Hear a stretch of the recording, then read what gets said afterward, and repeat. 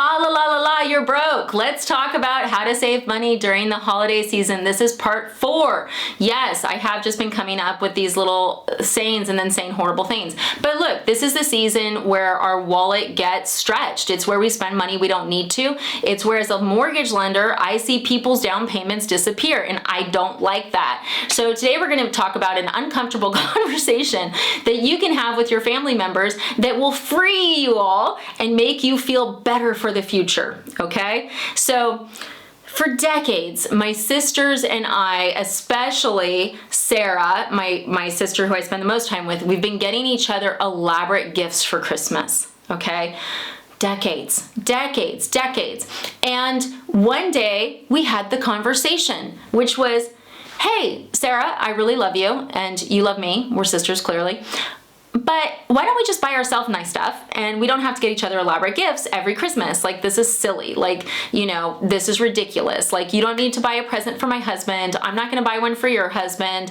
Like, let's just get gifts for the kids and call it a day. And she was like, oh my God, I agree 100%.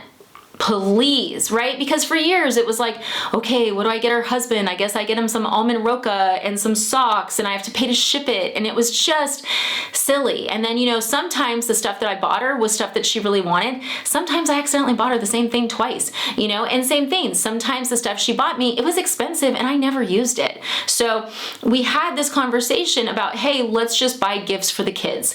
And that was really, really positive for my wallet. And a lot of times what I'll see is people have these huge families and everyone's having to get gifts for everyone.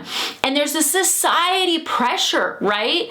Of like, you have to get them something nice, but it puts people in really bad financial situations. So at some point, it is definitely worth having the conversation with family members of, I love you, you know, but this is a lot. You know, if they have kids that are like 4 or 6, yeah, get them a ball. Right? They're kids. Kids, Christmas is a magical time. But the whole grown up, you know, just the grown up haul of gifts, it's just craziness. The stuff that I see on people's credit cards, like the usage from where it goes from here to here, it's staggering. And a lot of times it's the people who can afford it the least that are spending the most. And I understand that these conversations can feel really bad and like, oh, well, I'm saying that I'm poor or I'm saying that I don't have enough. Guys, that's not what this is. What you're saying is, hey, look, like, we're saving for a house, or, you know, hey, like, this gift stuff's gotten crazy. Like, why don't we just buy gifts for the kids this year and skip each other? Usually the other person will be completely relieved, because if you're putting yourself in debt, they probably are too. Okay. And honestly, if someone said that to me, I would never be offended. And that's not just because I'm making this video. Like, just in general, if someone said, hey, like, this gift thing's getting out of control, like, you know, okay, let me put a caveat there. What would I do if my husband said that? Little different.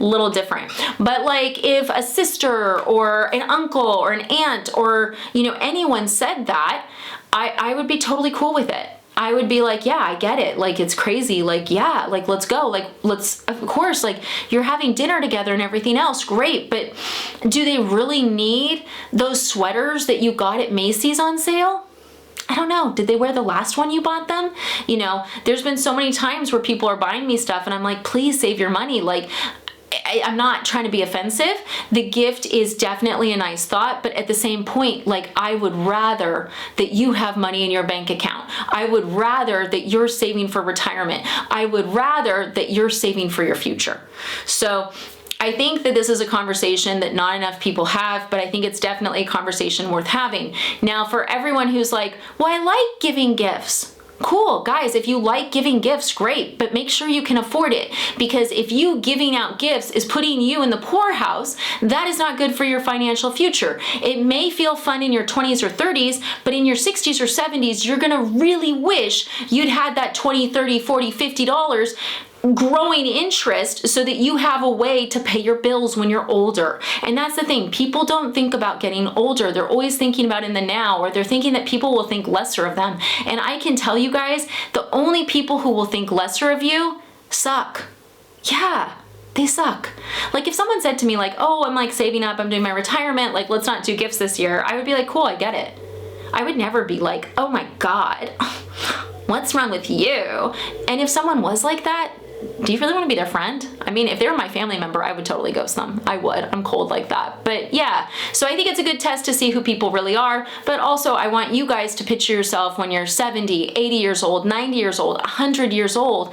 And I want you to think about how much more that money will mean to you then than your sister getting a sweater that's too big or too small that she doesn't even like because she's allergic to wool. Okay, so as always, thanks for watching, guys. I hope you're doing well. If you have a tip, if you've had this conversation, and it went poorly, please chime in. Thanks for watching.